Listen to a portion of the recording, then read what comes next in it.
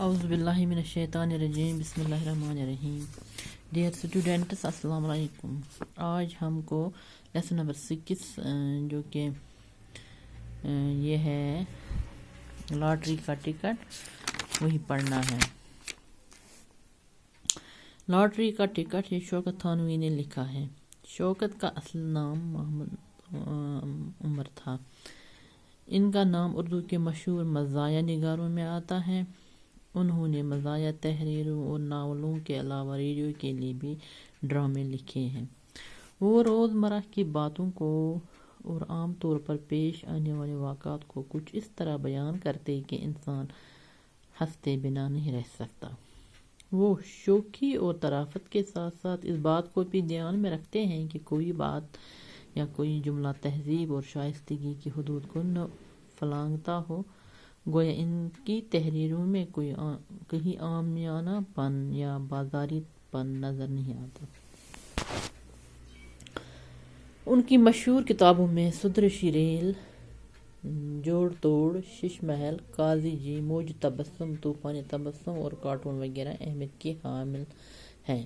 Drama lottery کا ticket ان کی کتاب سنسنی سے اخذ کیا گیا ہے یعنی لیا گیا ہے. شوکت تھانوی نے شاعری کے میدان میں بھی اپنی صلاحیتوں کو آزمایا.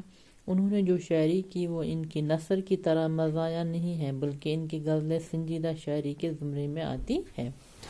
اب اس کا خلاصہ لاٹری کا ٹکٹ کا. منشی جی اپنی بیوی سے کہتے ہیں، منشی جی اس میں ایک کردار ہوتے ہیں. وہ اپنی بیوی سے کہتے ہیں کہ تمہیں معلوم نہیں کہ آج 17 تاریخ ہے، آج کے دن ہی لاٹری کا تار آئے گا. کیونکہ منشی جی کو کسی تار کا آنے کا انتظار تھا. تم جاؤ اور ٹکٹ اندر سے لے کر آؤ.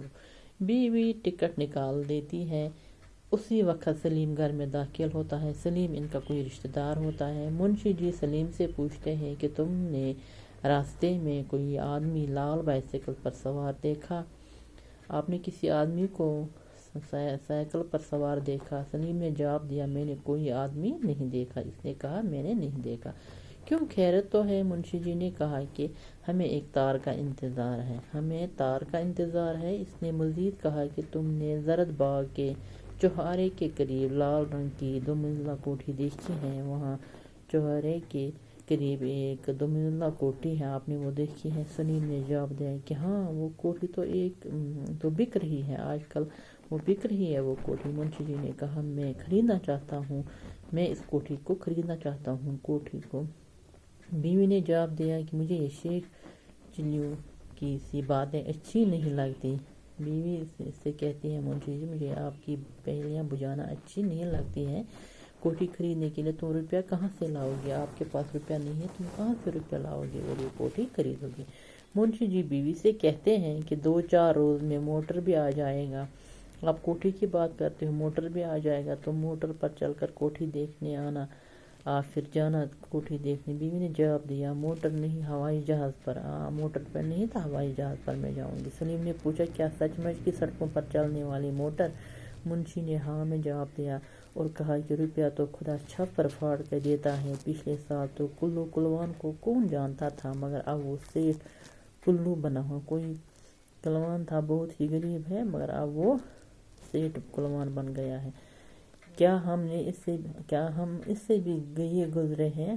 ہم کیا اس سے کم ہیں؟ سلیم نے منشی جی سے کہا، میں تو حیران ہوں کہ آج تم کیسی باتیں کر رہے ہو. منشی جی میں حیران ہوں، آپ کیسی باتیں یہ کر رہے ہیں؟ منشی جی نے کہا، میں نے لاٹری کا ٹکٹ لیا ہے لاٹری کا. میرے ذہن میں انعام پانے کی بیعت کی تمام اسکیم موجود ہیں تاکہ اس وقت کچھ سوچنا نہ پڑے. مثلاً میں جانتا ہوں کہ 1 لاکھ پتی کے لڑکے کو میونسپل اسکول میں نہیں بلکہ انگریزی اسکول میں پڑھانا چاہیے، جہاں ایک بچے کی پڑھائی کا خرچ 100 روپے مہینہ ہوتا ہے، اور اس کے یہاں کم از کم 500 روپے باورچی ہونا چاہیے. میں نے طے کر لیا ہے کہ باورچی خانے کا خرچ اگر کفایت سے چلا گیا تو 500 سے بڑھنے نہ پائے گا. سلیم نے جواب دیا کہ میری رائے میں بابی کو بھی بلا لیں گے، پھر حساب کریں گے. بیوی منشی جی کے سامنے سے گزرتی ہے تو کہتی ہے کہ میں ایسی فضول کی باتیں سننا نہیں چاہتی۔ یہ باتیں ہو رہی تھی کہ دروازے کی کنڈی کھٹکھٹانے کی آواز آئی اور تار والا باہر سے آواز دیتا ہے۔